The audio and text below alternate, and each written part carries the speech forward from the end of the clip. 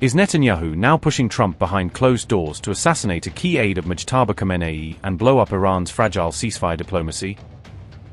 Israeli officials fume as Trump sidelines Bibi from secret Iran talks that could reshape the region without Israel on the table. Does Israel fear Trump may hand Iran a political win with a Hormuz deal that restores Tehran's leverage over global oil routes? Scared of U.S. abandonment, is Israel preparing a renewed war plan against Iran to retake control of the strategic narrative?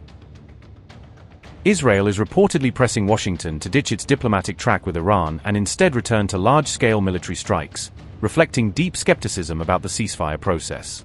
A leaked U.S. intelligence assessment is said to outline this renewed Israeli push for war, including detailed proposals for new operations against Iranian assets.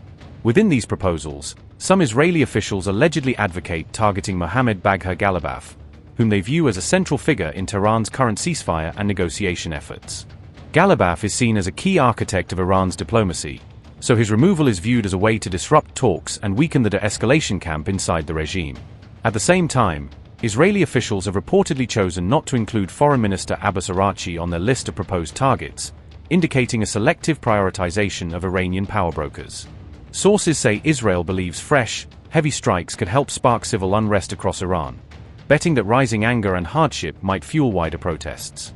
Israeli officials have also argued that deepening economic chaos could steadily undermine the regime's stability and perhaps push it toward collapse. A core element of the reported plan centers on hitting Iran's oil infrastructure, aiming to cripple revenue flows and sharply limit Tehran's ability to fund its regional network. However, the desire to hit the very top of Iran's leadership is complicated by Supreme Leader Mujtaba Khamenei's undisclosed and highly protected location, which makes operational planning extremely challenging. These ideas fit a broader pattern in which Israel has already targeted officials involved in regional diplomatic channels, signaling its willingness to strike even those engaged in talks. The renewed pressure from Jerusalem comes just as U.S.-Iran ceasefire negotiations are broadening, underlining a widening gap between Washington's diplomatic approach and Israel's preference for coercion. Israeli officials reportedly fear that successful diplomacy could leave Iran politically stronger, with sanctions eased and its regional standing reinforced. One Israeli source has warned that reopening the Strait of Hormuz would restore a major pillar of Iran's leverage by normalizing its control over a vital energy choke point. Privately, some Israeli officials complain that Donald Trump is sidelining Prime Minister Benjamin Netanyahu in the negotiation process, fueling frustration that Israel is being edged out of key decisions.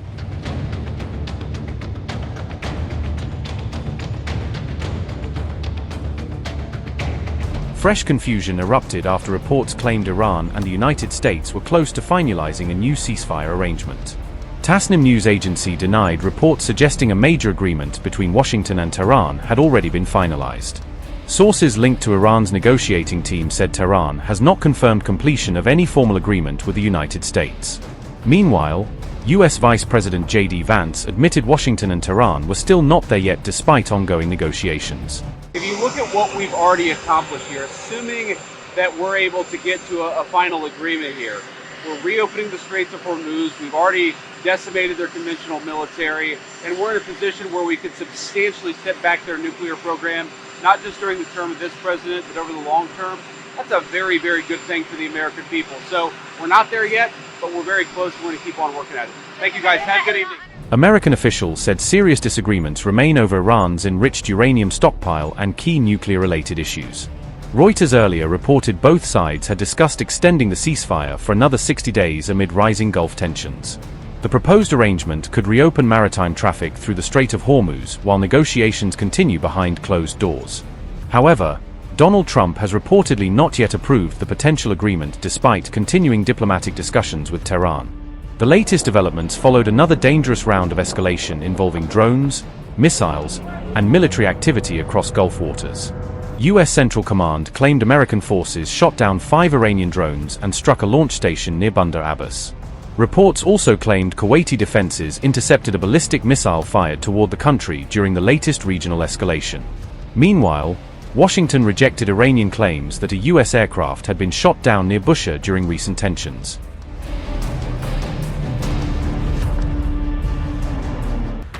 Fresh Gulf tensions erupted after Iran claimed it shot down a trespassing American drone near the Bushehr region. Iranian media said the drone was intercepted near the southern province that hosts Iran's sensitive nuclear infrastructure. Tasnim news agency cited military sources claiming Iran targeted the American drone with a missile strike on May 29. Fars news agency reported Iran's integrated air defense network immediately confronted the aircraft after detecting the alleged intrusion. Officials said the operation involved air defense systems stationed near Jam and Khangan inside Bushehr province. Iranian media reports claimed search operations later began to locate debris from the reportedly downed American aircraft. However, the U.S. military strongly denied Iranian claims that any American aircraft had been shot down near Bushehr.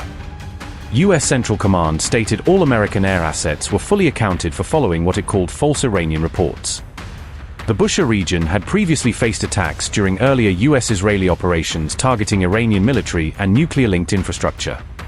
Notably, Iran's Bushehr nuclear power plant is jointly linked to Russian and Iranian nuclear cooperation projects. The latest tensions surfaced even as Washington and Tehran reportedly discussed extending a fragile 6-day ceasefire arrangement.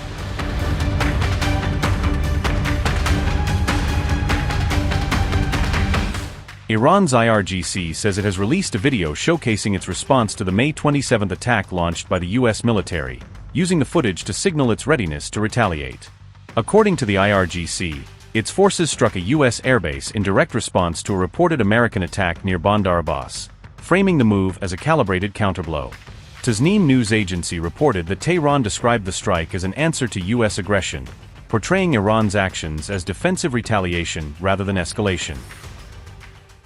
Press TV reported that the strike was announced in a statement published by the IRGC, which laid out the group's rationale and attempted to justify the action as a measured, intentional response rather than an impulsive escalation.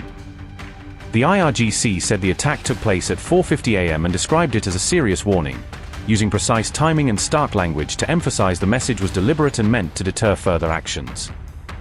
Iran stated that the strike was retaliation for an earlier U.S. military action near Bandar Abbas, portraying the operation as part of a tit-for-tat cycle meant to punish what Tehran called unlawful or provocative conduct. The IRGC warned that any further U.S. aggression would be met with a stronger response, signaling a commitment to escalate proportionally if it perceives continued threats, and underscoring the danger of a widening confrontation.